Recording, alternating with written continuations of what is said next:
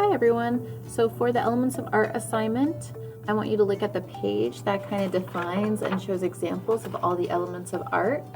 And then you are going to fill out the blank Elements of Art page, which is on the back of that first Elements of Art page that shows you all the examples. You're going to fill out examples of line, you're going to make a color wheel, you're going to draw a few shapes, try your best at drawing one of the 3D shapes in the form box. You're going to draw an example of space, maybe some trees a little further apart by getting smaller and smaller as they get back in the landscape, some texture, and then for value you're going to need to use a pencil or a crayon to get those different shades of dark to really light. Once you've got those examples drawn in your sketchbook, you're going to go here to the Elements of Art slideshow. You're going to press the plus sign. You're going to write your name and the title. You're going to go to Insert, Image, Camera.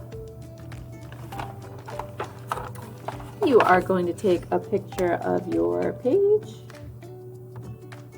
and then insert it into, ooh, that's a creepy one of me. Insert it into the slideshow.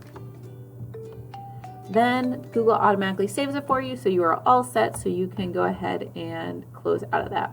All right, have fun, guys.